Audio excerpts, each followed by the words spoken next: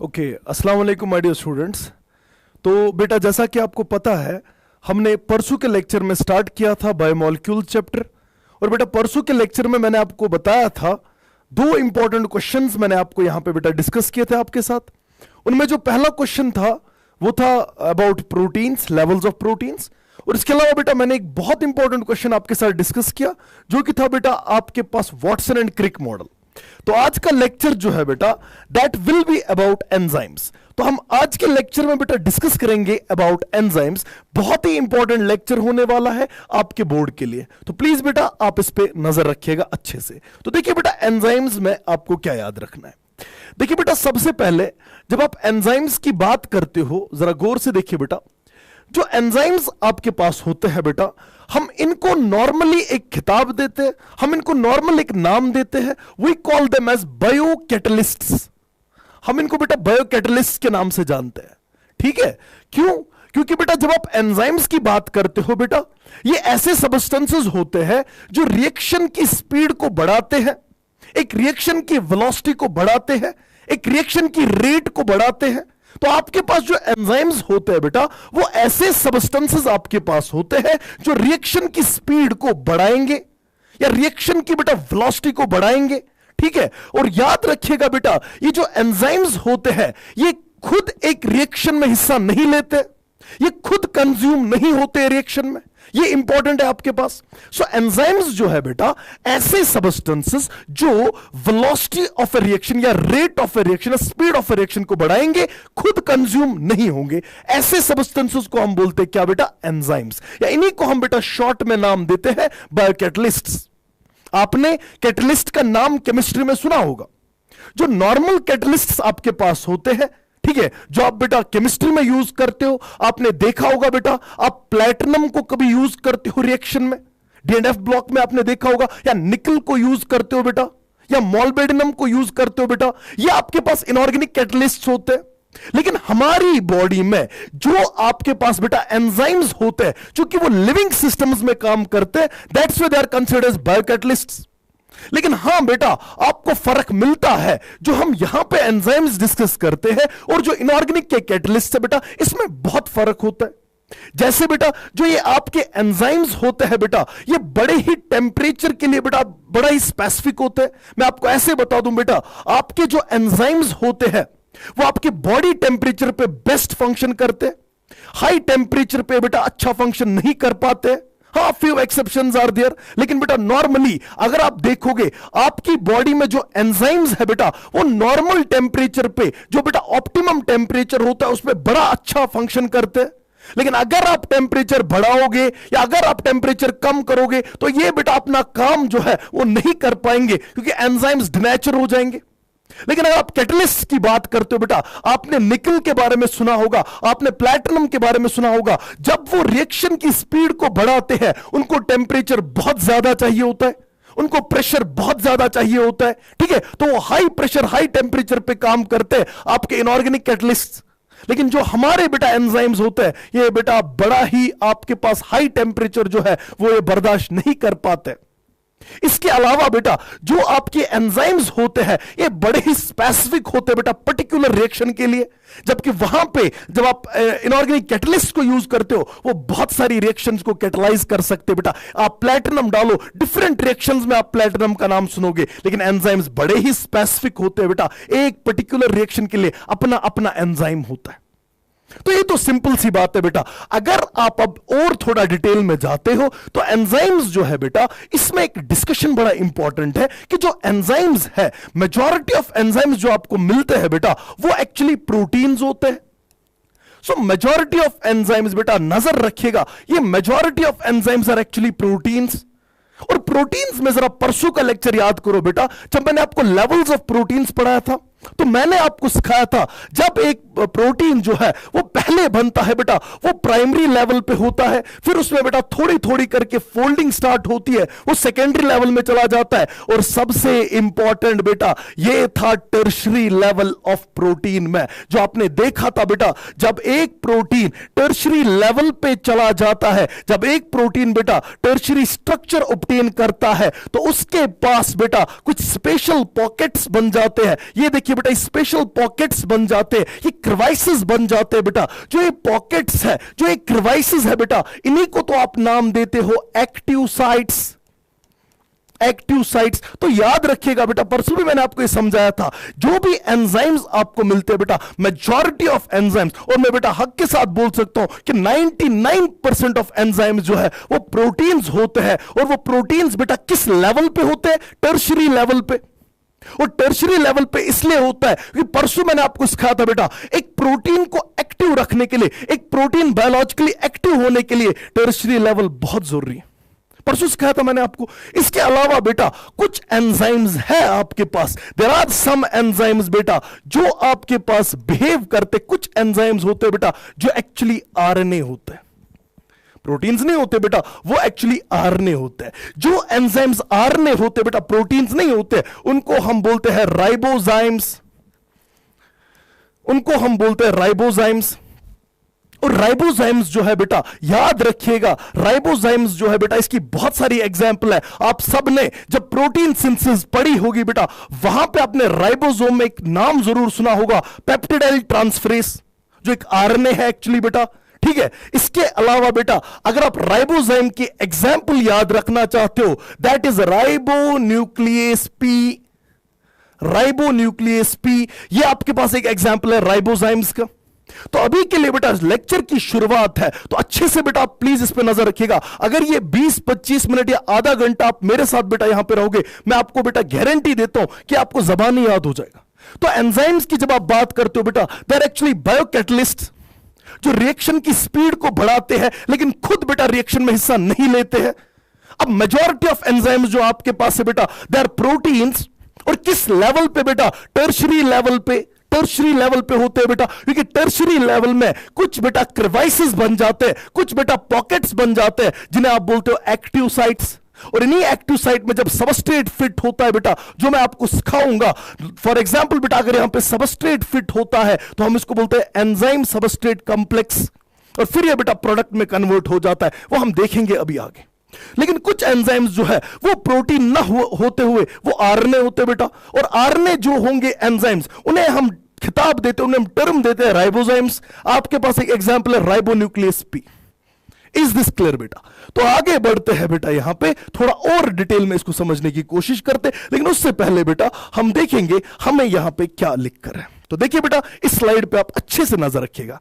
Enzymes are biocatalysts which speed up the chemical reaction without being getting consumed during a reaction. ये मैंने आपको अभी सिखाया। Now ये डिस्कवरी पार्ट बेटा नजर रखिएगा, इस पे प्लीज, इस पे भी नजर रखिएगा। एंजाइम्स का अगर आप लिटरल मीनिंग देखोगे, एन मतलब होता है इनसाइड, जाइम मतलब होता है यीस्ट। तो जो पहली बार एंजाइम्स को डिस्कवर किया था वो यीस्ट में डिस्कवर किया था, इसीलिए हम बोलते हैं पहला साइंटिस्ट था बुचनर। बुचनर डिस्कवर्ड एंजाइम इन यीस्ट। ठीक है, इसके अलावा बेटा जो कोहनी है, इसने पहली बार टर्म दी थी एंजाइम। और पहली बार एक साइंटिस्ट था समनर, जिसने हमें बोला था कि एंजाइम्स प्रोटीन्स होते हैं एक्चुअली। इसने पहला एंजाइम आइसोलेट किया था बेटा, जिसका नाम था यूरिएस। कहां से बेटा? प्योर क्रिस्टलाइन फॉर्म में इसने ये निकाला था फ्रॉम जैक बीन्स। ठीक है, खैर हमने इतना याद रखा, बोर्ड में बेटा बराबर ऐसे ही लिखिएगा, enzymes are biocatalyst which speed up the chemical reaction without being getting consumed during a reaction. अब जो बुचनर है उसने पहली बार एंजाइम डिस्कवर किया, कहां पे? यीस्ट में, जाइमेस जिसका इसे नाम रखा। कोहनी ने पहली बार टर्म दी बेटा एंजाइम की, और समनर जो है इसने पहली बार आइसोलेट किया बेटा एक एंजाइम को फ्रॉम द क्रिस्टलाइन फॉर्म। कहां से बेटा? क्रिस्टलाइन फॉर्म, लेकिन वो आपको याद नहीं रखना है, फ्रॉम जैक बीन से एक्चुअली इसने निकाला था। इज दिस क्लियर बेटा? आगे बढ़ते हैं, जरा देखिए बेटा यहां पे। ओके, ये देखिए बेटा, most of the enzymes are proteins, मैंने आपको सिखाया, एट टर्शरी लेवल, ये टर्शरी लेवल पे होते हैं, विच कंटेन पॉकेट्स या क्रिवाइसेस, जिन्हें हम क्या बोलते हैं बेटा? Active sites. सिखाया ना अभी बेटा, टर्शरी लेवल पे जो होते हैं। सम एंजाइम्स आर आरएनए, जिन्हें हम बोलते हैं राइबोजाइम्स। जैसे आपके पास एग्जांपल है राइबोन्यूक्लियस पी। ठीक है, यहां पे मैं एक और चीज बेटा आपको ऐड करता जाऊं, देखिए, क्योंकि मुझे आगे डिटेल में पढ़ाना है, मैकेनिज्म ऑफ एंजाइम एक्शन में डिटेल में हम पढ़ेंगे कि जब भी एक एंजाइम है, लेट सपोज अगर ये एक एंजाइम है बेटा, let suppose is an enzyme, detail में आगे पढ़ाऊंगा। ये बेटा यहां पे मैं मान के चलता हूं, ये एंजाइम जो है ये इसकी बेटा यहां पे एक्टिव साइट है, this is the active site. Active site detail में आगे पढ़ाऊंगा बेटा, फिलहाल के लिए खाली जनरल याद रखो। ये एंजाइम जो है, ये एंजाइम है, ये इसकी एक्टिव साइट है, ये इसके साथ बाइंड हो गया बेटा सबस्ट्रेट। तो जब एंजाइम के साथ सबस्ट्रेट बाइंड हो जाएगा, हम इस चीज को बोलेंगे एंजाइम सबस्ट्रेट कॉम्प्लेक्स, और फिर ये बेटा आगे जाके कन्वर्ट होगा एंजाइम प्रोडक्ट कॉम्प्लेक्स में। ठीक है, जहां पे बेटा फिर यहां पे जब एंजाइम सबस्ट्रेट कॉम्प्लेक्स बना, फिर जाके बेटा यहां पे अपनी कैटालिटिक एक्टिविटी शुरुआत हो जाएगी, ओल्ड बॉन्ड्स ब्रेक हो जाएंगे, नए बॉन्ड्स बनेंगे, एंजाइम वापस बेटा कुत्ते की दुम की तरह वापस निकलेगा और जो प्रोडक्ट आपके पास हासिल हो जाएगा। तो इसीलिए मैंने बोला ये एंजाइम था बेटा, और ये एंजाइम वापस एज सच आ गया, कोई रिएक्शन में इसने हिस्सा नहीं लिया, खाली इसका काम था स्पीड अप करना रिएक्शन को। और एक और बात बेटा, प्लीज बेटा बच्चों के जहन में ये चीज नहीं आ पाती है, इस पे नजर रखिएगा। आमतौर पे मैंने बच्चों को देखा है, ये कंफ्यूजन बड़ा होता है, सर एंजाइम किसी भी रिएक्शन को करा सकते हैं। नहीं बेटा, एंजाइम का प्योर फॉर्म में काम है रिएक्शन की स्पीड को बढ़ाना, रिएक्शन की तेजी को बढ़ाना, लेकिन ये किसी रिएक्शन को खुद नहीं करा सकते। फॉर एग्जाम्पल बेटा, आपके पास एक रिएक्शन है A+B will give you C+D, लेकिन लेट सपोज बेटा ये रिएक्शन दुनिया में पॉसिबल ही नहीं है, इट्स नॉट फिजिबल, ये पॉसिबल ही नहीं है, तो आप इसमें एंजाइम डालोगे, एंजाइम कुछ नहीं करेगा बेटा।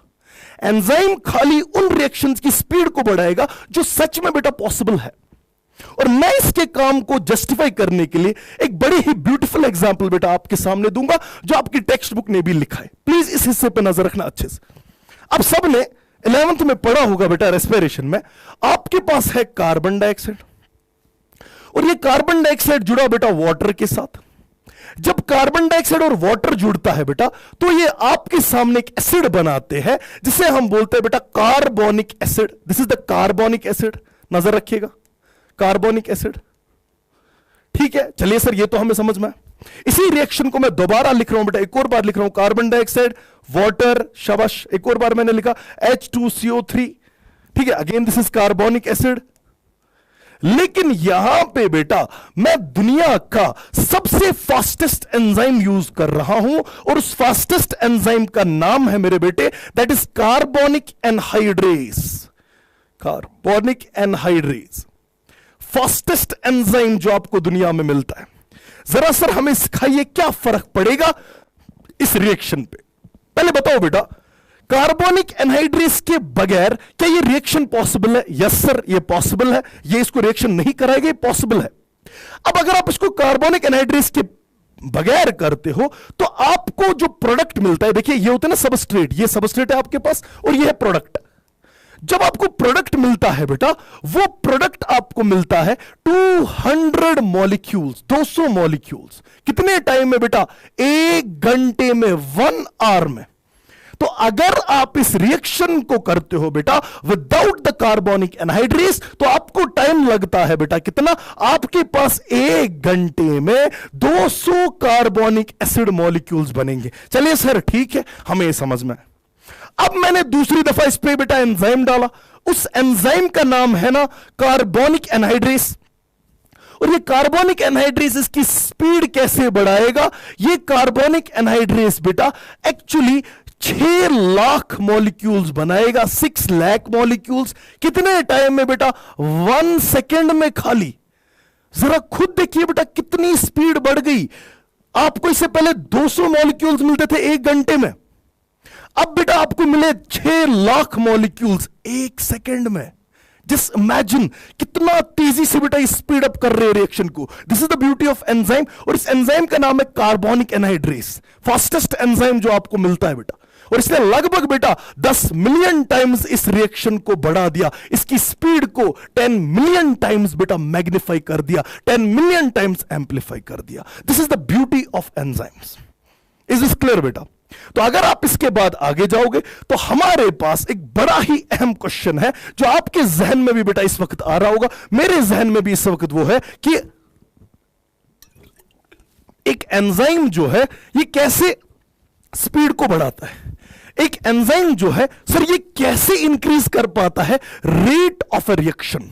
How is it possible that an enzyme जो है वो इतनी स्पीड या इतनी रेट को बढ़ा पाता है? कैसे? यही तो बेटा हमें सीखना है। तो चलिए बेटा मैं पहले आपको खुद सिखाऊंगा, उसके बाद मैं यहां पे आऊंगा।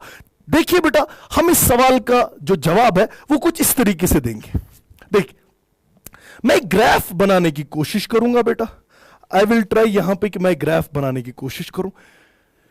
देखिए बेटा, नजर रखिएगा बेटा, जो भी कोई रिएक्शन होती है उसका अल्टीमेट गोल क्या होता है? अल्टीमेट गोल होता है कि स्टेबिलिटी बढ़े।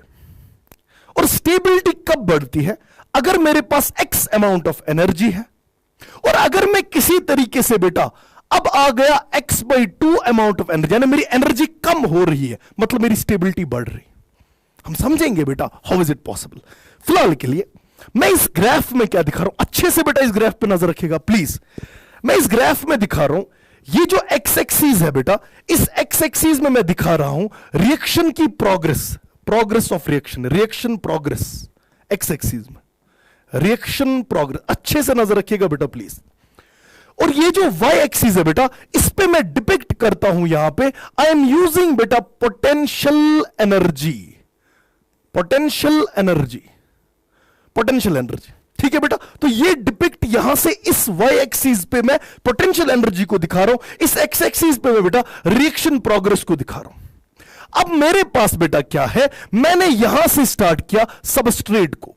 देखिए बेटा, अगर कोई सबस्ट्रेट रिएक्शन में हिस्सा ले रहा है, लेट सपोज मैं इन सबस्ट्रेट को यहां पे बेटा ऐसे दिखा रहा हूं कहीं पे, ये सबस्ट्रेट के मॉलिक्यूल्स है बेटा जो रिएक्शन में हिस्सा ले रहे, जो आपस में कोलाइड कर रहे, या वॉल्स के साथ कोलाइड, या कुछ भी बेटा, इनके पास अपनी एनर्जी होती है। इसीलिए इनके पास जो अपनी एनर्जी होती है, कुछ हद तक इनके पास अपनी एनर्जी होती है, जिसे हम बोलते हैं इंटरनल एनर्जी। तो ये जो सबस्ट्रेट है बेटा, मैंने इस सबस्ट्रेट को यहां पे नहीं दिखाया, जीरो लेवल पे नहीं दिखाया। अगर ये 0 है, ये 10 है, 20 है, 30 है, 40 है, 50 है, इनके पास खुद कुछ एनर्जी है। अब क्या होगा बेटा, जब इस सबस्ट्रेट को लेट सपोज मुझे बेटा प्रोडक्ट में कन्वर्ट करना, ये लीजिए बेटा, ये प्रोडक्ट में कन्वर्ट कर रहा हूं मैं इसको, this is the substrate level, and मैं रेड से यहां पे जानबूझ करके दिखा रहा हूं बेटा, ये जो लेवल है बेटा, ये आपके पास है ना प्रोडक्ट की level, this is the product level. और इज दिस क्लियर? तो ये आपके पास बेटा सबस्ट्रेट की लेवल है और ये प्रोडक्ट की एनर्जी की लेवल है। खुद बेटा दिमाग लड़ाओ, सबस्ट्रेट की एनर्जी जो है वो ज्यादा है एज कंपेयर टू प्रोडक्ट। यानी ये जो रिएक्शन है, जब भी ये रिएक्शन हो जाएगी, जब जो सबस्ट्रेट है वो प्रोडक्ट में कन्वर्ट हो जाएगा, मुझे इतना आइडिया लग रहा है कि सबस्ट्रेट की एनर्जी ज्यादा है, प्रोडक्ट की एनर्जी कम है। ये तभी पॉसिबल हुई ना बेटा, जब सबस्ट्रेट ने रिएक्शन के दौरान एनर्जी को लूज किया होगा। यानी ये जो रिएक्शन है बेटा, जहां पे सबस्ट्रेट की एनर्जी ज्यादा है, प्रोडक्ट की एनर्जी कम है बेटा, यानी इस रिएक्शन में एनर्जी बाहर गई है बेटा, सिस्टम से बाहर गई है। यानी ये जो रिएक्शन है बेटा, ये रिएक्शन मेरे पास एक हिसाब से है ना एक्सोथर्मिक रिएक्शन। क्या है बेटा? Exothermic reaction. क्या आपको बेटा ये समझ में आया कि एक्सोथर्मिक रिएक्शन क्यों है? ये बेटा एक्सोथर्मिक रिएक्शन इसलिए है क्योंकि इस रिएक्शन में प्रोडक्ट की जो एनर्जी है बेटा वो कम है और सबस्ट्रेट की एनर्जी जो है बेटा वो ज्यादा है। Is this clear? तो अगर मैं इस सबस्ट्रेट की बात करूं बेटा, ये सबस्ट्रेट की लेवल मैंने दिखाई, ये बेटा प्रोडक्ट की लेवल मैंने दिखाई। अगर आप गौर से देखोगे बेटा, सबस्ट्रेट जब प्रोडक्ट में कन्वर्ट होना है तो इसको इतनी एनर्जी की जरूरत है बेटा, ये एनर्जी इसको जरूरत चाहिए, इतनी पीक ऑफ एनर्जी बेटा इसको चाहिए ताकि इस स्टेट पे जाए बेटा जो कि ट्रांजिशन स्टेट हमारे पास कहलाता है। अब सबस्ट्रेट को प्रोडक्ट होने के लिए, प्रोडक्ट में कन्वर्ट होने के लिए कम से कम आपको इतनी एनर्जी चाहिए और इस एनर्जी का मैं बेटा नाम देता हूं, this energy is actually called as activation energy. Activation energy, activation energy. Is this clear बेटा? तो ये सबस्ट्रेट है बेटा, ये सबस्ट्रेट कन्वर्ट हुआ इनटू प्रोडक्ट, लेकिन सबस्ट्रेट को प्रोडक्ट में कन्वर्ट होने के लिए, सबस्ट्रेट को ट्रांजिशन स्टेट तक पहुंचने के लिए आपके पास जो एनर्जी चाहिए बेटा दैट इज एक्टिवेशन एनर्जी। लेकिन जरा गौर से देखिए बेटा, जो एक्टिवेशन एनर्जी है, अब क्या होगा अगर मैं, ये तो नॉर्मल रिएक्शन है, अगर मैं एक एंजाइम का इस्तेमाल करता हूं बेटा, वो क्या करेगा इस ग्राफ में? क्या आपके पास स्पीड बढ़ेगी? देखो क्या होगा बेटा, ये जो सबस्ट्रेट है, इस सबस्ट्रेट को नॉर्मली प्रोडक्ट में कन्वर्ट होना है, लेकिन इसको एंजाइम बोल रहा है आ जाओ वहां से कहां जाना है, मैं एक शॉर्टकट दिखा रहा हूं। आपको एक शॉर्टकट से ले जाऊंगा। ग्रीन से जो दिखा रहा हूं वो एंजाइम के थ्रू है बेटा। ये देखिए एंजाइम ने इसको बोला आ जाओ हम शॉर्टकट पाथवे से जाएंगे। ये देखिए पहुंचा तो सेम डेस्टिनी पे, प्रोडक्ट पे, लेकिन जरा देखो बेटा इस वक्त सबस्ट्रेट को प्रोडक्ट में कन्वर्ट होने के लिए बेटा इतनी एनर्जी चाहिए ना। So this green is also बेटा एक्टिवेशन एनर्जी, बट ये वो एक्टिवेशन एनर्जी है ना बेटा जब आपने यूज किया एंजाइम, और ये वो एक्टिवेशन एनर्जी है ना बेटा जब आपने विदाउट एंजाइम ये रिएक्शन कराने की कोशिश की थी। अब बेटा आपके सामने बातें हैं, अब आप खुद कंक्लूजन निकाल सकते हो। क्या आप बता सकते हो मुझे अब how an enzyme increases the rate of reaction? कैसे होता है बेटा? एक्चुअली एंजाइम जो है बेटा, एंजाइम इस तरीके से रेट ऑफ रिएक्शन इंक्रीज करता है क्योंकि एंजाइम जो है दैट एक्चुअली डिक्रीजेस एंजाइम जो है बेटा वो एक्चुअली डिक्रीज करता है। एंजाइम डिक्रीज करता है क्या? Activation energy. तो याद रखिएगा बेटा जब भी आप बात करते हो एंजाइम्स की, एंजाइम आपके पास एक्टिवेशन एनर्जी को डिक्रीज करता है। यही तो कंसेप्ट है बेटा कैसे रेट ऑफ रिएक्शन बढ़ेगी। इज दिस क्लियर बेटा? मैंने कोशिश की आपके सामने ये चीज लाने की बेटा। जरा यहां पे देखिए, क्या आपको ये समझ में आ रहा है बेटा? इस ग्राफ को क्या समझाने की फिर से जरूरत है बेटा? जरा देखिए ये है ना बेटा इस सबस्ट्रेट की लेवल, ठीक है। इस सबस्ट्रेट में ये देखो बेटा, ये मैंने दिखा activation energy without enzyme and activation energy with enzyme.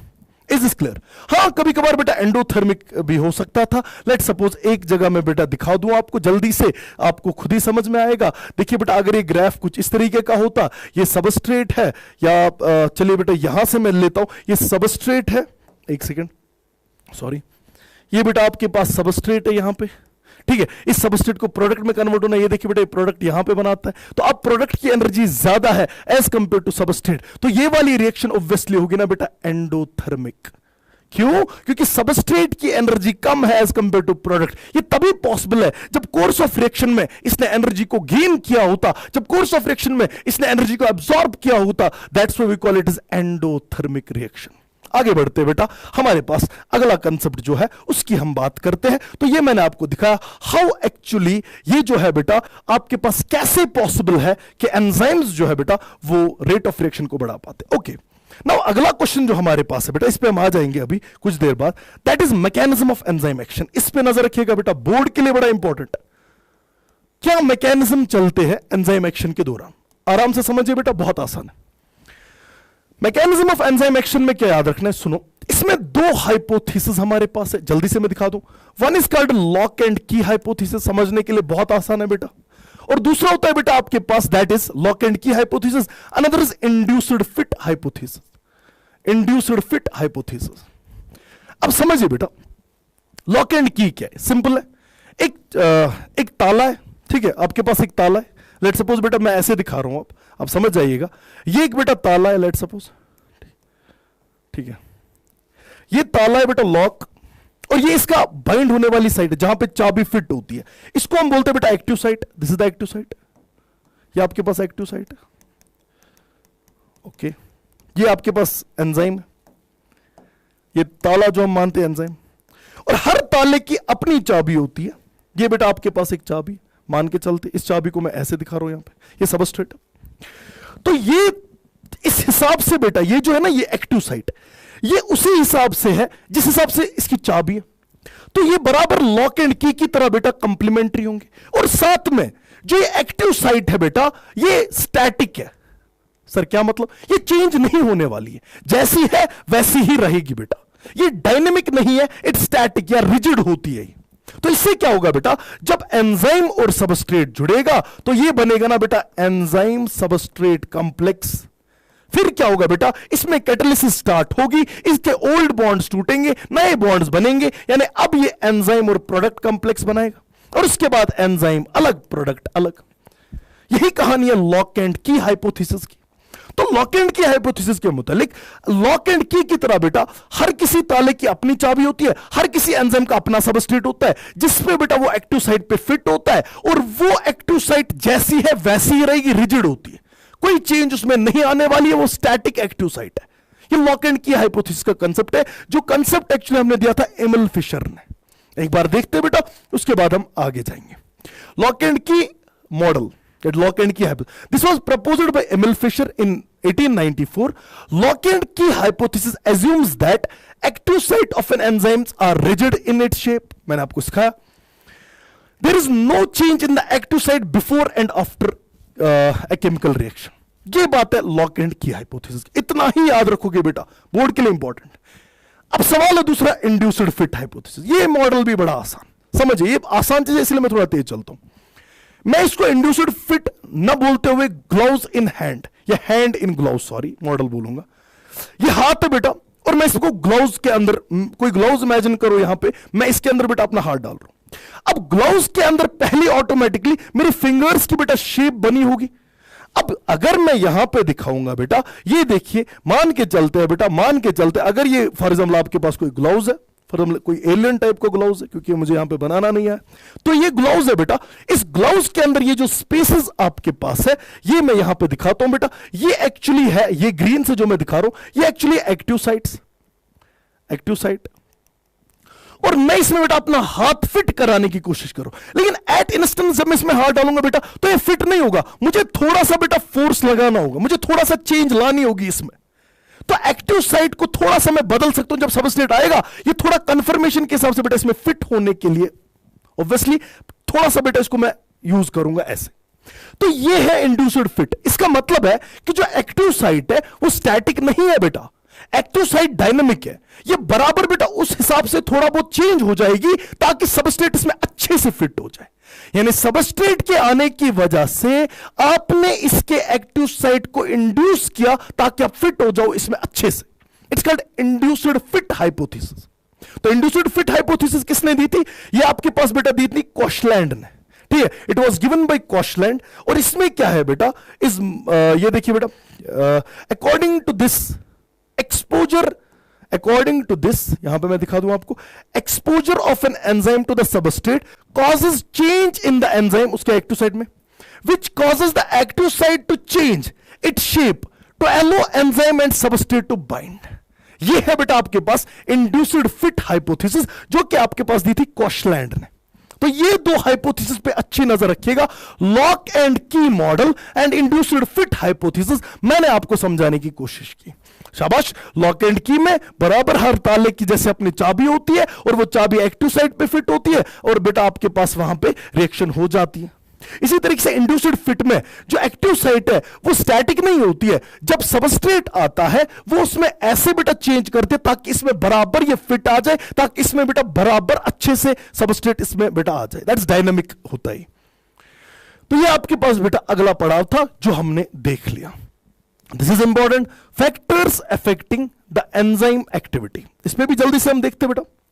देखो, अगर आप गौर से देखना चाहते हो, इसमें हमारे पास एक बहुत ज्यादा इंपॉर्टेंट है सबस्ट्रेट कंसंट्रेशन, लेकिन उसके बगैर ये चीजें आपने सुनी होगी. देखो बेटा, हर एंजाइम का अपना एक ऑप्टिमम टेम्परेचर और ऑप्टिमम पीएच होता है जहां पे वो बेस्ट फंक्शन करेगा.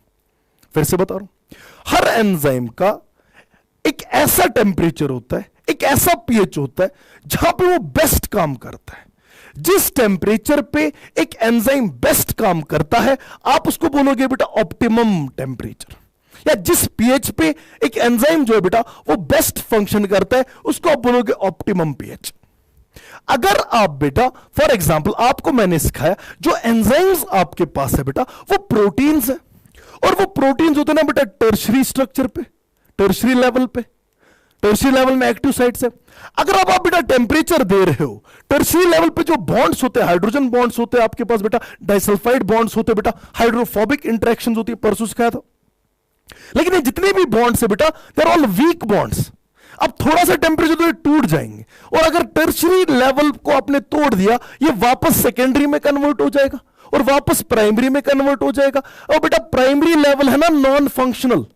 तो अगर आप टेम्परेचर बढ़ा रहे हो, ये देखिए बेटा इसमें मैं दिखा रहा हूं इस ग्राफ पे, इसमें एक बेल शेप्ड ग्राफ होता है. ये ऑप्टिमम टेम्परेचर है जहां पे बेस्ट फंक्शन करता है, जो कि हमारा बॉडी टेम्परेचर 37 डिग्री सेल्सियस की बात हम करेंगे. ठीक है, यहां पे बेस्ट काम करता है, ऑप्टिमम टेम्परेचर है. This is the optimum temperature for an enzyme, optimum temperature for an enzyme. ठीक है, लेकिन अगर आपने इससे ज्यादा बेटा आपने टेम्परेचर बढ़ा दिया तो डिनेचुरेशन स्टार्ट हो जाएगी, टर्शरी लेवल वापस सेकेंडरी पे कन्वर्ट हो जाएगी, सेकेंडरी वापस प्राइमरी पे, तो ये नॉन फंक्शनल बनेगा बेटा। आपने इस एंजाइम की धज्जियां उड़ा दी टेम्परेचर इंक्रीज करके, ये डिनेचर हो गया। लेकिन अगर आपने इससे कम टेम्परेचर किया बेटा, तो अगर आप इससे कम टेम्परेचर रखते हो तो एंजाइम इनएक्टिव चला जाता है, इनएक्टिव प्रिजर्व स्टेट में चला जाता है, इनएक्टिव हो जाता है। तो इसीलिए बेटा हम मान के चलते हैं, ये देखिए बेटा, अगर मैं इस ग्राफ को दिखाना चाहूं तो ये ऑप्टिमम टेम्परेचर है, इससे कम करोगे तो बेटा एंजाइम एक्टिविटी घटेगी, इससे ज्यादा बढ़ाओगे तो एंजाइम एक्टिविटी कम हो जाएगी। Is this clear? That's why this shape is like a bell shaped curve है। जरा यहां पे आ जाओ, पीएच की भी यही कहानी है।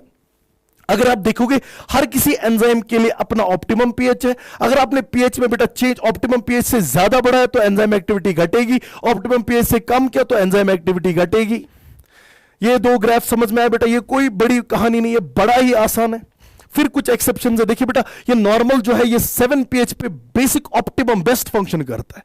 हाँ, कुछ एक्सेप्शन है बेटा आपके पास, जैसे हाई टेम्परेचर पे, मैं यहां पे अलग दिखा रहा हूं बेटा, कुछ ऐसे एंजाइम्स होते हैं बेटा, कुछ ऐसे एक्सेप्शंस होते हैं, कुछ एंजाइम्स है बेटा जो हम हासिल करते हैं हॉट स्प्रिंग्स से, जो हम हासिल करते हैं बेटा जहां पे हाई टेम्परेचर होता है। कहां से? जैसे एक बैक्टीरिया है बेटा, उस बैक्टीरिया का नाम है थर्मस एक्वाटिकस, एक्वाटिकस। इससे जो एंजाइम हम हासिल करते हैं बेटा वो हीट रेजिस्टेंट है, that is Taq polymerase. Taq polymerase वो बेटा up to 90 degree Celsius temperature बर्दाश्त कर सकता है, 80 टू 90 डिग्री सेल्सियस तक बर्दाश्त कर सकता है। जबकि हमारे बॉडी के जितने भी एंजाइम्स है वो नॉर्मल बॉडी टेम्परेचर पे बेस्ट फंक्शन करते 37 डिग्री पे या अराउंड 37 टू 40 डिग्री पे। लेकिन अगर आप इसकी बात करोगे बेटा, टैक पॉलीमरेज जो है बेटा, टैक मतलब होता है T for thermos high temperature, aquatic चूंकि हॉट स्प्रिंग्स वाटर में मिलता है, तो टैक पॉलीमरेज जो है ये एक ऐसा एंजाइम है बेटा जो हाई टेम्परेचर को बर्दाश्त कर सकता है। ठीक है, तो ये तो एक्सेप्शन है बेटा। टैक पॉलीमरेज जो है Thermus aquaticus, it can tolerate high temperature even up to 80 to 90 degree Celsius. ठीक है, इसके अलावा बेटा आपके पास जो स्टोमक में बेटा, जो आपके पास स्टोमक में एंजाइम्स होते हैं जो एसिडिक पीएच पे काम करते हैं, वो बेटा यहां पे देखिए 1.2 टू 1.8 पीएच पे भी फंक्शनल होते हैं जब आप गौर से देखते हो। ठीक है, तो ये भी एक एक्सेप्शन है। आपके पास बेटा जो और बेसिक मीडियम में भी कुछ एंजाइम्स होते हैं जो बहुत फंक्शनल करते हैं, अर्जिनेस वगैरह बहुत ज्यादा फंक्शनल होते हैं बेसिक पीएच, तो ये एक्सेप्शन है बेटा, हम इनकी बात नहीं कर रहे हैं। तो ये आई होप बेटा आपको समझ में आया होगा। टेम्परेचर में क्या याद रखना है? There is always an optimum temperature जहां पे एक एंजाइम बेस्ट फंक्शन करता है, there is always an optimum pH जहां पे एक एंजाइम बेस्ट फंक्शन करता है। अगर आप इस टेम्परेचर को चेंज करोगे, अगर आप इस टेम्परेचर को बढ़ाओगे या कम करोगे तो एंजाइम एक्टिविटी दोनों तरफ से घट जाएगी, चाहे इंक्रीज करो या डिक्रीज करो। Now you have the most important concept जो अगेन बोर्ड के लिए इंपॉर्टेंट है, तीसरा जो है बेटा सबस्ट्रेट कंसेंट्रेशन। ये बच्चों को बड़ा परेशान करता है कि सबस्ट्रेट कंसेंट्रेशन से क्या फर्क पड़ेगा एंजाइम एक्टिविटी पे। यही तो हमें सीखना है बेटा। तो चलिए बेटा हम सीखते हैं अब क्या फर्क पड़ता है यहां पे, क्या फर्क पड़ता है हमारे पास बेटा सबस्ट्रेट कंसेंट्रेशन से एंजाइम एक्टिविटी। लेकिन उससे पहले आपको एक कंसेप्ट समझना होगा। मैं यहां पे लिख रहा हूं सबस्ट्रेट कंसेंट्रेशन, सबस्ट्रेट कंसंट्रेशन। जरा गौर से देखिए, लेट सपोज बेटा ये मेरी बॉडी की कोई सेल है, ये मेरी बॉडी की कोई सेल है। ठीक है, इमेजिन मेरी बॉडी की कोई सेल है और इसमें आपके पास एंजाइम्स है 1 2 3 4 5 6 7 8 9 10। कितने एंजाइम्स है? 10। ठीक है, ओके। सपोज मैंने एक सबस्ट्रेट लिया, ये देखिए एक सबस्ट्रेट लिया S1। बताओ बेटा ये S1 बाइंड करेगा किसी भी एंजाइम के साथ? लेट सपोज ने यहां पे बाइंड किया और ये सबस्ट्रेट जब एंजाइम के साथ बाइंड करेगा और अल्टीमेटली फिर प्रोडक्ट में कन्वर्ट हो जाएगा। गुड। अब मैं बढ़ा रहा हूं सबस्ट्रेट S2, बताओ और प्रोडक्ट बनेगा? यस सर, और बनेगा। S2 के साथ बाइंड कर लेट सपोज मैंने और प्रोडक्ट बना S3, बताओ और प्रोडक्ट बनेगा? यस। सबस्ट्रेट जितना ज्यादा आप सबस्ट्रेट बढ़ाओगे उतना ज्यादा आपके पास प्रोडक्ट बनेंगे। Is this clear? क्योंकि हमारे पास एंजाइम 10 अवेलेबल है, आपने पहुंचाया S10 पे 10 सबस्ट्रेट। बताओ बेटा क्या ये 10 वाला सबस्ट्रेट जो है बेटा ये बाइंड करेगा ना आपके पास 10 एंजाइम्स है तो एक एंजाइम के साथ 10 वाले एंजाइम के साथ सपोज बाइंड किया। इसके बाद आप और बढ़ा रहे हो बेटा सबस्ट्रेट की कंसंट्रेशन, बट क्या आपके पास उतने एंजाइम्स अवेलेबल है? No sir. तो दैट मींस जब आप फॉर एग्जांपल, मैं शॉर्ट में दिखा रहा हूं यहां पे ग्राफ, अगर आपने बेटा यहां पे देखा जब आप सबस्ट्रेट कंसंट्रेशन बढ़ा रहे थे तो दैट मींस वेलोसिटी या स्पीड जो है बेटा, या प्रोडक्ट बनने की रेट जो है बेटा, वो बढ़ रही थी, लेकिन इसके बाद एक टाइम आया बेटा जब सारे के सारे एंजाइम सैचुरेट हो गए बेटा, तब उसके बाद ये कभी फर्दर नहीं बढ़ेगा, ये बेटा नॉर्मल यहां पे ये जो है बेटा इसके बाद कांस्टेंट रहने की तरफ जाएगा। समझिए बेटा, मुझे ग्राफ अच्छे से समझना है, बट इतना समझ में आया क्या आपको कि दैट मींस सबस्ट्रेट कंसंट्रेशन बढ़ाने से, yes that is clear, substrate concentration बढ़ाने से वेलोसिटी ऑफ रिएक्शन बढ़ेगी, रेट ऑफ रिएक्शन बढ़ेगी, लेकिन किसी हद तक जहां पे फिर बेटा उसके बाद कांस्टेंट चला जाएगा। मैं एक बार आपको एक ग्राफ फिर से दिखा दूं बेटा, ये देखिए, इस पे नजर रखिएगा अच्छे से, क्योंकि ये बड़ा अहम ग्राफ है हमारे लिए, बोर्ड में बेटा ये बड़ा अहम है हमारे लिए। ये देखिए, जरा गौर से देखिए, ये जो वाई एक्सिस है यहां पे मैंने आपके पास लिया बेटा, दिस इज वेलोसिटी, ये वेलोसिटी है, और एक्स एक्सिस पे बेटा मैंने लिया, बेटा यहां पे जो है this is the substrate concentration, ये देखिए, तो ये वेलोसिटी है और ये सबस्ट्रेट कंसंट्रेशन है। जितना आप सबस्ट्रेट बढ़ा रहे हो, जितना आप सबस्ट्रेट बढ़ा रहे हो बेटा, वेलोसिटी ऑफ रिएक्शन भी बढ़ती है। लेकिन ये देखिए बेटा, ये बढ़ना जो है ये लास्ट में कांस्टेंट पे चला गया, लेकिन मुझे इतना पता है जब यहां पे कांस्टेंट पे आप देखोगे बेटा, ये जो एंजाइम है ये मैक्सिमम वेलोसिटी पे आ गया होगा, यानी इसने किया होगा अटेन वी मैक्स।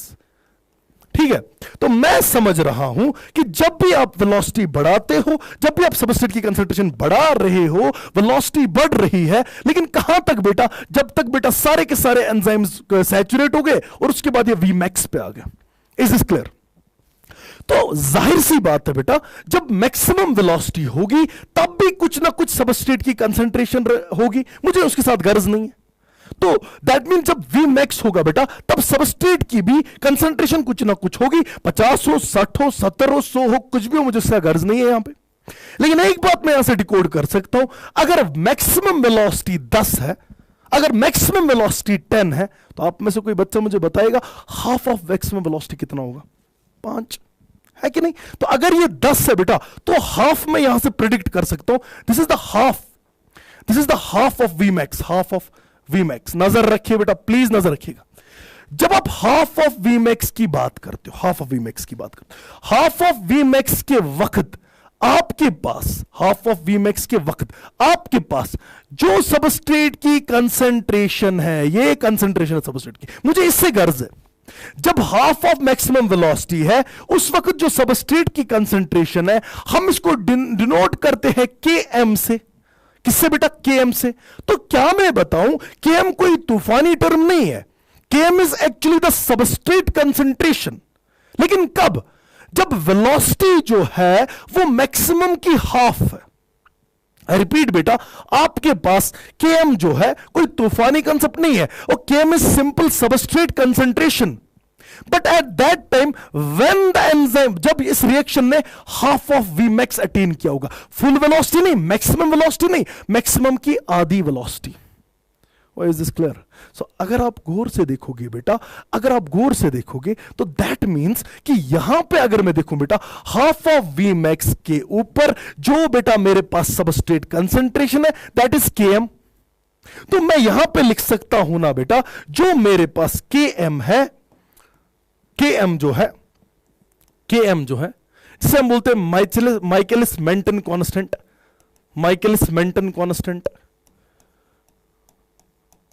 जो ये माइकलिस मेंटन कांस्टेंट है बेटा, क्या मैं बताऊं, ये एक्चुअली वो सबस्ट्रेट कंसंट्रेशन है। मैं लिख सकता हूं it is that substrate concentration, जहां पे एट विच वेलोसिटी जो है that's half of V max, तो मैं क्या इसको ऐसे लिख दूं बेटा, Km जो है, Km that is actually equal to half of Vmax. Is this clear बेटा? Half of Vmax. Km जो है बेटा वो बराबर है हाफ ऑफ Vmax. तो याद रखिएगा बेटा, Km जो है, Km actually is that substrate concentration eight which maximum velocity becomes half of Vmax. Km is that substrate concentration at which velocity becomes half of Vmax. This is called Km, Michaelis-Menten constant. Is this clear बेटा? So नजर रखिएगा, एक और चीज मैं आपको बता दूं बेटा, नजर रखिएगा, हालांकि ये यहां पे आपके लिए उतना इंपॉर्टेंट नहीं, बट फिर भी याद रखो, जितना ज्यादा Km होगा, जितना ज्यादा Km होगा, उतना कम एक एंजाइम की एफिशिएंसी है, उतना कम एक एंजाइम का कैटालिटिक पावर है. तो याद रखिएगा बेटा, Km जितना ज्यादा उतना लेस एफिशिएंट एंजाइम है आपके पास, एफिशिएंट एंजाइम. ठीक है, और जितना Km कम उतना ज्यादा मोर एफिशिएंट एंजाइम आपके पास, efficient enzyme, more efficient enzyme आपके पास. तो मुझे यह समझ में आया, जब Km ज्यादा होता है तो एंजाइम की जो एफिशिएंसी है वो घट जाती है. बड़ा सिंपल सा लॉजिक है मेरे पास. फॉर एग्जाम्पल, आपके पास एक एंजाइम है X एंड Y. X का Km वैल्यू है 10 और Y का Km वैल्यू है 5. ठीक है, मतलब क्या होता है, जब X का Km वैल्यू 10 है, मतलब जब X में 10 सबस्ट्रेट आते हैं तब ये हाफ वेलोसिटी पे पहुंचता है. ग्रेट, वो मैक्सिमम मैं प्रेडिक्ट कर सकता हूं, चलो 20 पे शायद पहुंचेगा. लेकिन Y तो इतना खतरनाक है कि अभी 5 ही सबस्ट्रेट डाले मैंने, हाफ ऑफ Vmax पे चला गया. दैट्स वाई जितना Km कम हुआ बेटा उतना एफिशिएंट एंजाइम ज्यादा होता है. इज दिस क्लियर बेटा? और भी बातें हैं, लेकिन बोर्ड पर्सपेक्टिव के हिसाब से बेटा आप इतनी बातें याद रखो. ये देखिए बेटा, ये मैंने समझाने की आपके सामने बात की. और नजर रखिएगा बेटा, एक हालांकि नीट में आ गई हो तो मैं आपको एक और चीज बताता, जितना ज्यादा आप राइट शिफ्ट इसको करते रहोगे उतना Km जो है बेटा वो बढ़ता रहेगा. और जितना आप लेफ्ट शिफ्ट इसको करते रहोगे उतना Km घटता रहेगा. खैर बेटा, हमें इसकी बात नहीं करनी है. आई होप मैंने आपको क्लियर कर दिया कि कंसेप्ट ऑफ Km क्या है. Is is clear? तो हमने बेटा इसके साथ ही तीसरा जो फैक्टर हमारे पास था वो भी डिस्कस किया बेटा. अब हम चलते हैं अपने आखिरी पड़ाव की तरफ, एक्चुअली सेकंड लास्ट कंसेप्ट. ये भी एक अहम कंसेप्ट है बेटा, लेकिन अनफॉर्चुनेटली हम टाइम बेटा जो है हम ज्यादा इस पे नहीं दे सकते हैं, क्योंकि नीट का लेक्चर नहीं, बोर्ड ओरिएंटेड हम सीरीज चढ़ा रहे, तो इनहिबिशन का कंसेप्ट हम लेंगे. देखिए बेटा, इनहिबिशन में क्या है, गौर से सुनिएगा. आपके पास दो किस्म के इनहिबिशन होते हैं, मैं जल्दी से आपको यहां पे दिखा दूं. One type of inhibition is called as competitive inhibition. गौर से सुनिएगा बेटा, नाम ही बता रहा है, there is a competition. Competitive inhibition में कुछ ना कुछ तो हमें डील करना है कंपटीशन के साथ. There is something about competition. मैं समझाऊंगा बेटा. Let's suppose आपके पास ये एक एंजाइम है, this is an enzyme. और ये एंजाइम जो है बेटा, ये इसकी एक्टिव साइट,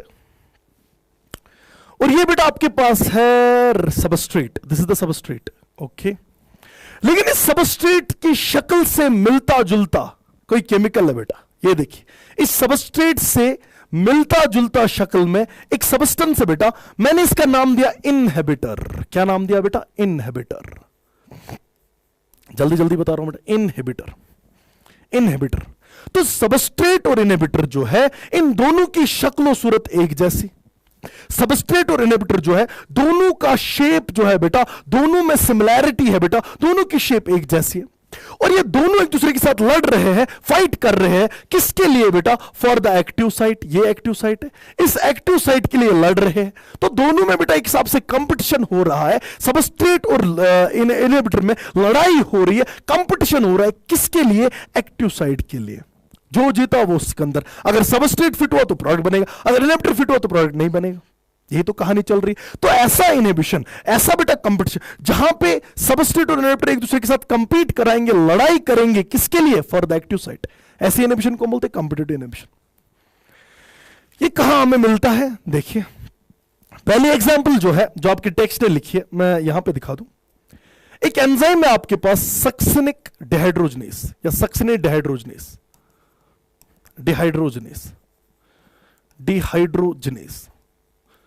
सक्सिनेट डिहाइड्रोजनेस. और सक्सिनेट डिहाइड्रोजनेस जो बेटा है, ये एक एंजाइम है जो क्या करता है, जो आपके पास सक्सिनेट को या सक्सिनिक एसिड को कन्वर्ट करता है इनटू फुमेरिक एसिड। फुमेरिक एसिड। तो चलिए बेटा, क्या मैं सक्सिनेट को डिनोट करूं ऐसे? जल्दी जल्दी जल्दी जल्दी, ये सक्सिनेट को मैं डिनोट कर रहा हूं ऐसे, ये सक्सिनेट। लेकिन सक्सिनेट से मिलता जुलता शक्ल का एक और सबस्टेंस है बेटा, जिसका नाम है मेलोनेट, या मेलोनिक एसिड भी बोल सकते हो, मेलोनेट। तो जरा गौर से देखिए बेटा, चाहे सक्सिनेट हो चाहे मेलोनेट हो बेटा, दोनों की शक्ल और सूरत एक जैसी। तो जो सक्सिनिक डिहाइड्रोजनेज बेचारा है बेटा, इसके एक्टिव साइट पे जाने के लिए ये दोनों एक दूसरे के साथ लड़ाई करेंगे बेटा, ये दोनों एक दूसरे के साथ कंपटीशन करेंगे, और बेटा जो जुड़ेगा वो वहां से बेटा प्रोडक्ट या इनहिबिटर जो भी जीतेगा, वो जो एक्टिव साइट के साथ जुड़ेगा वो बेटा यहां पर जीतेगा। तो सक्सिनिक डिहाइड्रोजनेज जो है, इसके पास जो competitive inhibitor that is malonate. Malonate जो है that is a competitive inhibitor of succinate for the site of succinic dehydrogenase. ठीक है बेटा, एक और एग्जांपल है मेरे पास बेटा, बट हम इस वक्त शॉर्ट ऑफ टाइम पे बेटा, कम टाइम है हमारे पास, तो हम जल्दी जल्दी इसको डिस्कस करेंगे। देयर आर सल्फर ड्रग्स, बस इतना याद रखना बेटा, सल्फर ड्रग्स। हालांकि मैं आपको बता सकता था बेटा, सल्फर ड्रग्स में क्या ब्यूटीफुल कंसेप्ट है बेटा, कैसे ये वर्क करते हैं, बैक्टीरियोस्टैटिक कैसे ये होते हैं बेटा, कैसे ये पाबा को फॉलिक एसिड में कन्वर्ट नहीं करने देते, पैराएमिनो बेंजोइक एसिड को फॉलिक एसिड में नहीं कन्वर्ट करने देते, जो ये सल्फर ड्रग्स होते हैं, कैसे ये इनहिबिटर का काम करते हैं। तो छोड़ दीजिए बेटा, वो हम यहां पे डिस्कस नहीं करेंगे। लेकिन एक और एग्जांपल पे आप नजर रखोगे, सल्फर ड्रग्स, और एक और ब्यूटीफुल एग्जांपल जो मैंने आपको दी, दैट वाज सक्सिनेट और मेलोनेट, जो है जो कंपिटिटिव इनहिबिटर है बेटा for the site at succinic dehydrogenase. Is this clear बेटा? लेकिन एक चीज समझो बेटा, एक और चीज हमारे लिए बड़ा अहम है जिसपे आपको नजर रखनी है। लेकिन जो कंपिटिटिव इनहिबिशन है बेटा, अगर मैं कंपिटिटिव इनहिबिशन पे आ जाऊं तो मैं इसका एक और नाम दे सकता हूं। कंपिटिटिव इनहिबिशन को मैं अपनी जबान में एक और नाम दे सकता हूं। I can also call it reversible inhibition. It's also बेटा, ये एक रिवर्सिबल इनहिबिशन है, आप इसको रिवर्स कर सकते हो। सर कैसे? चलो समझते हैं बेटा, हमने अभी तक ये सारी चीजें समझी, तो ये भी समझेंगे। आपके पास एक बॉक्स है, ये एक बॉक्स है, इस बॉक्स में बेटा 100 ब्लू बॉल्स, 100 ब्लू बॉल्स और एक रेड बॉल है, 1 रेड बॉल। बेटा प्लीज जरा प्रोबेबिलिटी यूज करो। मैं इस बॉक्स में हाथ डाल रहा हूं, बताओ बेटा लगभग 99% टाइम से 100% टाइम से मुझे क्या बॉल निकलेगी यहां से? ब्लू।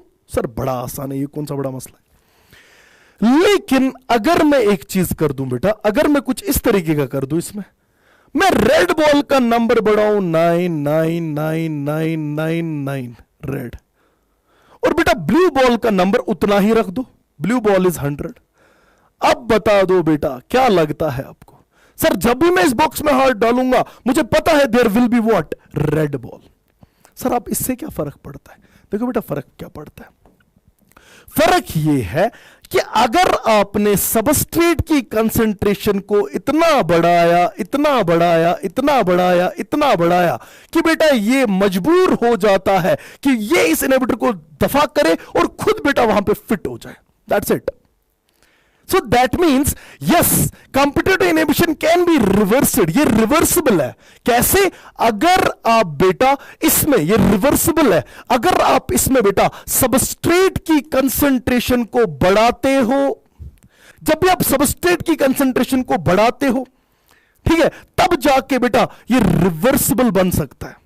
फिर हम और भी बातें करते हैं, जैसे इसमें Km बढ़ता है लेकिन Vmax सेम होता है, लेकिन छोड़ दीजिए बेटा, यहां पे हम वो नहीं देखेंगे। इतना समझ में आया बेटा, competitive inhibition is reversible inhibition, जहां पे एक कंपिटिटर और बेटा जो आपके पास इनहिबिटर है वो लड़ाई करता है, कंपीट करता है फॉर द बेटा एक्टिव साइट। एक एग्जांपल बेटा हम देखेंगे, ये देखिए बेटा इस डायग्राम में, अगर आपको समझ में आ रहा है, ये सबस्ट्रेट है बेटा और ये इनहिबिटर है, दोनों की शेप एक जैसी, लगभग एक जैसी। तो अगर आप देखोगे बेटा यहां पे इनहिबिटर फिट हो रहा है तो यहां से कोई रिएक्शन नहीं होती है। एक और डायग्राम मेरे पास अगर है बेटा यहां पे, तो मैं वो दिखा सकता हूं आपको।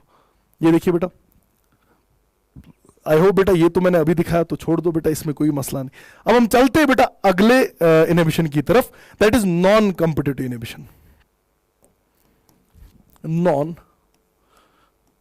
कंपिटिटिव इनहिबिशन, नाम ही बता रहा है।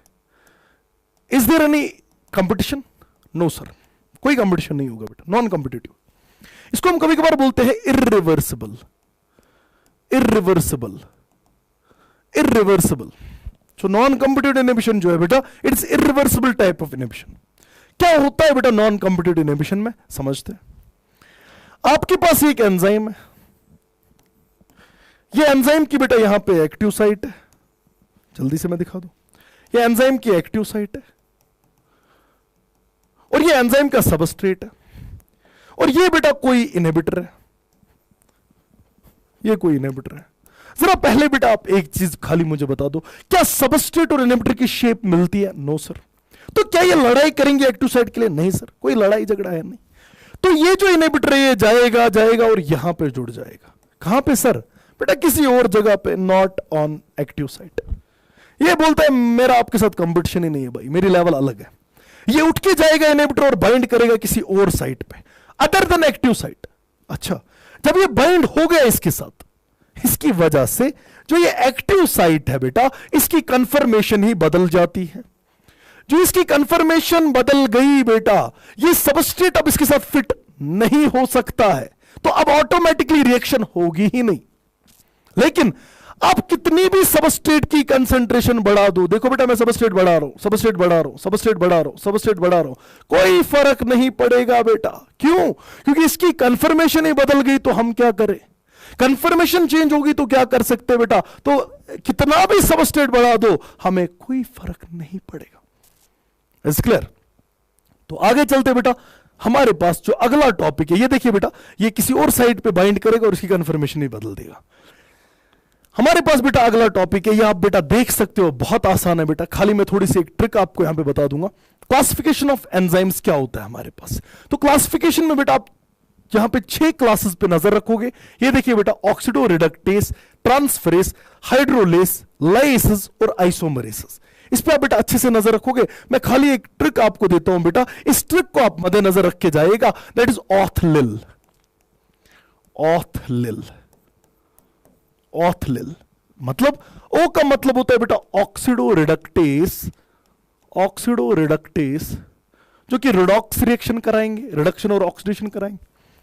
उसके बाद होता है बेटा ट्रांसफरेस, नाम ही अपनी कहानी बयान कर रहा है बेटा।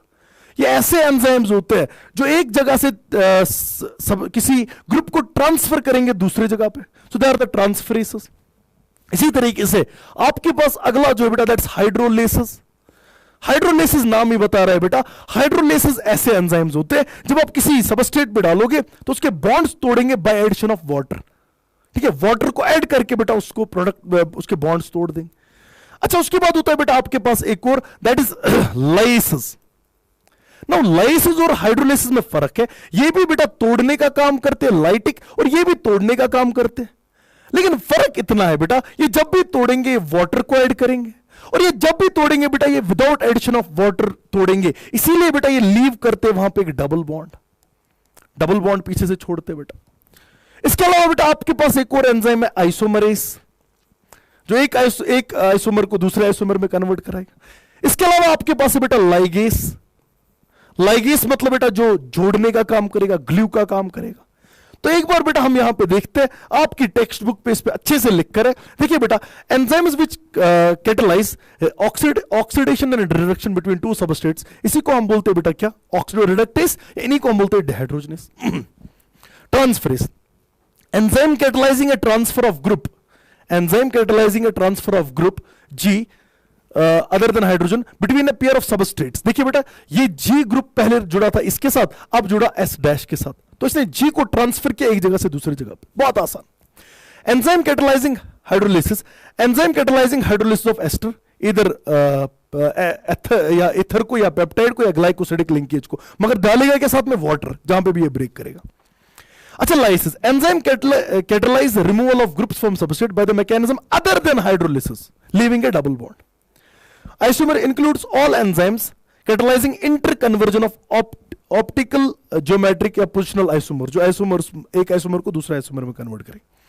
Like enzyme catalyzing the linking together of two compounds, ठीक है, enzymes which catalyze joining of dyes, जैसे ये आपके पास बेटा, आपके पास इसमें क्या है? क्लासिफिकेशन। लास्ट फाइनल बेटा जिस पे हमें नजर रखनी है, आखिरी चीज जो आपके पास है वो कुछ इस तरीके की है। देखिए बेटा, देखिए बेटा, एक और चीज देखिए, जब आप एंजाइम्स को क्लासिफाई कर रहे हो, ये थोड़ा इंपॉर्टेंट है बेटा, इसीलिए इस पे मैं थोड़ा डिस्कशन करूंगा। जब आप एंजाइम्स को क्लासिफाई करते हो तो आपके पास पहले टाइप के एंजाइम्स होते हैं सिंपल एंजाइम्स। सिंपल एंजाइम जो है बेटा ये प्योरली प्रोटीन्स का बना होता है, खाली प्रोटीन पार्ट इसमें होता है और कुछ नहीं होता है, प्रोटीन पार्ट। तो अगर सिंपल एंजाइम्स की आप बात करते हो, इसमें खाली प्रोटीन पार्ट होता है, ठीक है। जैसे लाइसोजाइम आपके पास है, ट्रिप्सिन वगैरह बेटा, they are the simple enzymes. लेकिन दूसरे एंजाइम्स होते हैं, दे आर कंजुगेटेड एंजाइम्स या कंपाउंड एंजाइम्स, कंजुगेटेड। इसमें बेटा प्रोटीन पार्ट के साथ, क्योंकि majority of enzymes are proteins, protein part के साथ कोई और नॉन प्रोटीन पार्ट जुड़ा होता है, ठीक है। अगर मैं यहां पे डिनोट करूंगा बेटा, कंजुगेटेड एंजाइम का ये प्रोटीन पार्ट है, इसके साथ कोई और बेटा नॉन प्रोटीन पार्ट जुड़ा होगा, ये है नॉन प्रोटीन पार्ट, ठीक है। नजर रखिएगा, जो प्रोटीन पार्ट होता है बेटा, ये जो प्रोटीन पार्ट है, ये जो प्रोटीन पार्ट होता है बेटा, जो आपके पास एक कंजुगेटेड एंजाइम में होता है, इसे हम बोलते हैं बेटा apo enzyme, apo enzyme, apo enzyme. और नजर रखिएगा बेटा, जो नॉन प्रोटीन पार्ट आपके पास यहां पे होता है, उसे हम बोलते हैं कोफैक्टर। क्या बोलते हैं बेटा? कोफैक्टर। तो एपो एंजाइम और कोफैक्टर जब जुड़ जाता है बेटा, ये इकट्ठे हमारे पास बना देता है एक पूरा का पूरा एंजाइम, जिसे हम बोलते हैं बेटा होलो एंजाइम, होलो एंजाइम। तो याद रखिएगा बेटा, जो कंजुगेटेड एंजाइम्स आपके पास होते हैं, इसमें एक तो प्रोटीन पार्ट होता है और नॉन प्रोटीन पार्ट होता है। जो प्रोटीन पार्ट है बेटा, इसको हमने बोला एपो एंजाइम, ठीक है। और जो बेटा नॉन प्रोटीन पार्ट होता है, वो कोफैक्टर्स कहलाते हैं, ठीक है। जब एक एपो एंजाइम और कोफैक्टर जुड़ गया, ये बन गया बेटा आप एक कंप्लीट एंजाइम, जिसे आप बोलोगे होलो एंजाइम, कंप्लीट एंजाइम, ठीक है। तो नजर रखिएगा बेटा, जब भी आप कंजुगेटेड एंजाइम की बात करते हो, इसमें दो चीजें होती है, one is apo enzyme, another is cofactor. अब ये जो कोफैक्टर है,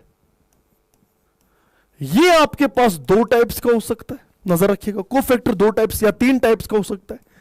या तो ये होगा बेटा, या तो ये होगा, अगर कोफैक्टर बहुत ही टाइटली जुड़ा है, बहुत ही टाइटली जुड़ा है एपो एंजाइम के साथ, then it is prosthetic group, prosthetic group, prosthetic group. और अगर ये कोफैक्टर लूजली बाउंड है, ट्रांजिएंटली बाउंड है, देन इट इज कोएंजाइम। फिर से समझो बेटा, अगर ये कोफैक्टर टाइटली जुड़ा है, अगर ये कोफैक्टर टाइटली जुड़ा है कोएंजाइम के साथ, then it is prosthetic group. अगर ये कोफैक्टर बेटा लूजली बाउंड हुआ है, टाइटली बाउंड हुआ है, यहां पे ये लूजली बाउंड हुआ है, आपकी एनसीईआरटी लिखते हैं ट्रांजिएंटली, एक ही बात है, लूजली बाउंड, ठीक है। और याद रखिएगा, चाहे प्रोस्थेटिक ग्रुप हो चाहे कोएंजाइम हो बेटा, ये दोनों के दोनों एक्चुअली बेटा ऑर्गेनिक होते हैं, they are both organic, they are organic, ठीक है। तो कोफैक्टर हमारे पास तीन टाइप्स के हो सकते हैं, one is prosthetic group, another is coenzyme. Prosthetic group बेटा टाइटली जुड़ा होता है, जैसे आपके पास इसकी एग्जाम्पल क्या है बेटा, जैसे कैटलेस एंजाइम आपके पास होता है या पेरोक्सिडेस एंजाइम आपके पास होता है बेटा, वहां पे आपके पास जो हीम ग्रुप होता है बेटा, ये जो हीम ग्रुप है बेटा, it is actually the prosthetic group, it is actually the cofactor in case of catalase and peroxidase, because it is tightly bound with the apo enzyme part. तो ये आपके पास बेटा एग्जाम्पल है, चाहे कैटलेस हो चाहे पेरोक्सिडोस हो, इसमें हीम ग्रुप जो होता है बेटा, that is considered as prosthetic group. इसके अलावा कोएंजाइम्स जो है बेटा, ये लूजली बाउंड होते हैं और ज्यादातर ये विटामिन से बेटा होते हैं, विटामिन के डेरिवेटिव विटामिन होते हैं बहुत सारे, जहां से हम बेटा ये चीज, जैसे अगर आप NAD की बात करते हो, NAD, या बेटा इसी तरीके से आप FAD की बात करते हो, ठीक है। ये जो NAD है या NAD पॉजिटिव है, इसमें बेटा जब आप बात करते हो, जो NAD है निकोटिनामाइड डाइन्यूक्लियोटाइड जो आपके पास है, इसमें नाइसिन आपके पास मिल रहा है बेटा, विटामिन, नाइसिन से हम हासिल करते हैं विटामिन से, ठीक है। विटामिन B3 जो आपके पास है, यहां से हमें हासिल करते हैं। तो ये जो है बेटा आपके पास, ये जो है आपके पास बेटा, इसमें that is actually considered as coenzyme. इसके अलावा बेटा आपके पास मेटेलिक आयन्स हो सकते हैं, मेटेलिक आयन्स हो सकते हैं, बहुत सारे मेटेलिक आयन्स आपके पास होते हैं, जैसे कॉपर है बेटा आपके पास, जिंक है आपके पास बेटा, क्लोराइड है आपके पास बेटा, मैग्नीशियम है आपके पास बेटा। मैग्नीशियम आप हेक्सोकाइनेस में देखते हो, वो काम करता है कोफैक्टर का। जिंक आप देखते हो बेटा, जो आपका बेटा दुनिया का फास्टेस्ट एंजाइम है, दैट इज कार्बोनिक एनहाइड्रेस, वहां पे आप जिंक की बात करते हो, जो कोफैक्टर का काम करता है। या कार्बोक्सीपेप्टिडेज में भी जिंक, सलाइवरी एमाइलेज में क्लोराइड, ठीक है। तो यहां बेटा आपके पास जो टायरोनेस वगैरह में कॉपर वगैरह आप देखते हो, वो सारे एक्चुअली मेटलाइंस है, बट वो सारे कोफैक्टर्स। सो अगर आपसे कोई पूछेगा एंजाइम्स में जो एक कंजुगेटेड एंजाइम की आप बात करते हो बेटा, इसमें दो पार्ट्स होते हैं। One is the protein part, ठीक है, प्रोटीन पार्ट जिसे आप बोलते हो apo enzyme, another is the non protein part, that is the cofactor. अब एक कोफैक्टर अगर टाइटली बाउंड है तो प्रोस्थेटिक ग्रुप, अगर लूजली बाउंड है तो को एंजाइम, अगर एक आयन है तो मेटेलिक आयन, बड़ा सिंपल, ठीक है। तो ये आपके पास जब भी एपो एंजाइम और बेटा कोफैक्टर जुड़ेगा, ये आपके पास बनाएंगे holo enzyme. Is this clear बेटा, इज दिस क्लियर? तो अगर ये आपके पास क्लियर हुआ बेटा, ये देखिए कुछ इस तरीके से, the protein part of an enzyme is called as apo enzyme, ये देखिए। और ये जो है बेटा, ये नॉन प्रोटीन पार्ट जिसको हम बोलते हैं कोफैक्टर, यहां पे इसने एक एग्जांपल दिया को एंजाइम की, और जब ये दोनों मिल गए बेटा तो बन गया holo enzyme, whole enzyme active, holo enzyme. इसके बाद बेटा that is all about enzymes, ठीक है। मैंने कोशिश की आपको जल्दी से समझाने की। अब एक आखिरी क्वेश्चन है, शॉर्ट आंसर में पूछा जाता है कभी, ग्लाइसराइड की कंपोजिशन हमें बता दो क्या है। देखिए बेटा आपको पता होनी चाहिए, जब आप ट्राइग्लिसराइड्स की बात करते हो, ट्राइग्लिसराइड्स की, तो टीजी जिन्हें हम बोलते हैं ट्राइग्लिसराइड, इसमें क्या होता है बेटा, मैं यहां पे लिख दूं ट्राइग्लिसराइड्स। तो जो ट्राइग्लिसराइड्स होते हैं, नाम पे जाइए बेटा, ट्राइग्लिसराइड, इसमें दो चीजें होती है बेटा। अब मैं ज्यादा डिटेल में नहीं जाऊंगा बेटा। इसमें एक अल्कोहल ग्रुप होता है, एक अल्कोहल जिसे हम बोलते हैं ग्लाइसरॉल, ग्लाइसरॉल, वन ग्लाइसरॉल, एक ग्लाइसरॉल होता है, और तीन फैटी एसिड्स। कितने फैटी एसिड्स बेटा? तीन fatty acid. So one glycerol plus 3 fatty acid is called as triglyceride, TG. What is triglyceride? One glycerol plus 3 fatty acid is called as triglyceride. जरा देखो ग्लाइसरॉल क्या है बेटा। ग्लाइसरॉल बड़ा ही simple सा एक स्ट्रक्चर मैं यहां पे बना रहा हूं, ये देखिए बेटा 1 2 3, 3 कार्बन यानी प्रोपीन, इसमें OH OH OH जुड़ा दो, वैलेंसी बराबर कर दो 4, H H H, यहां पे भी H, यहां पे भी H। ये जो आपके पास है बेटा, दिस इज ट्राइहाइड्रोक्सीप्रोपेन, जिसे हम बोलते हैं बेटा ग्लाइसरॉल, शॉर्ट में ग्लाइसरॉल।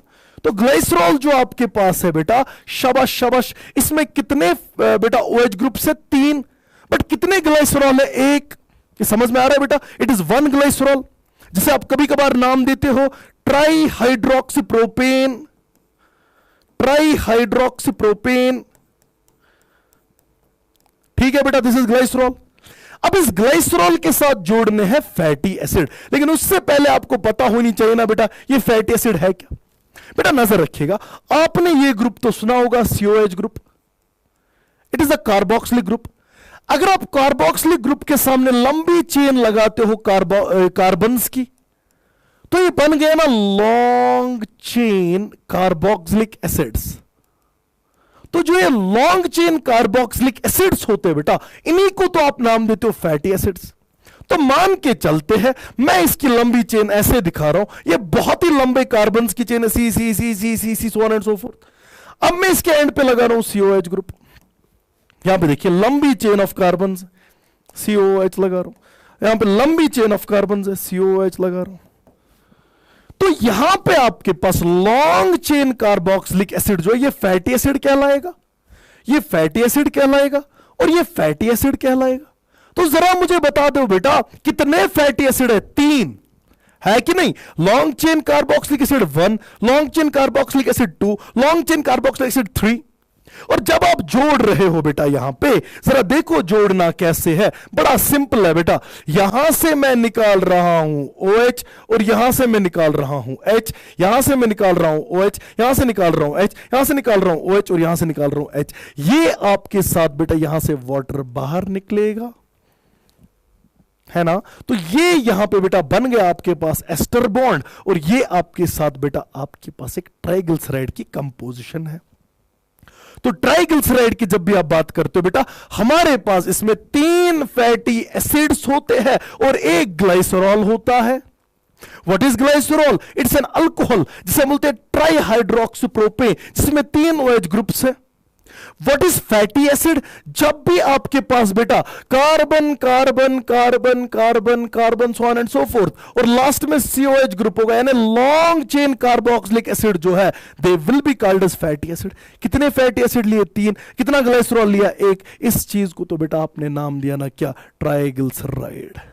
इज दिस क्लियर बेटा? या आप देख सकते हो बेटा कंपोजिशन ऑफ ट्राइग्लिसराइड, इसमें एक ग्लाइसरॉल आपको मिलता है और 3 फैटी एसिड चेन्स मिलते हैं। इज दिस क्लियर बेटा? सो दैट इज इट बेटा, हमारा बायोमोलिक्यूल्स कंप्लीट हुआ। तो इसी के साथ हमारा ORCC 2.0 जो है बेटा वो सारा फिनिश हो गया।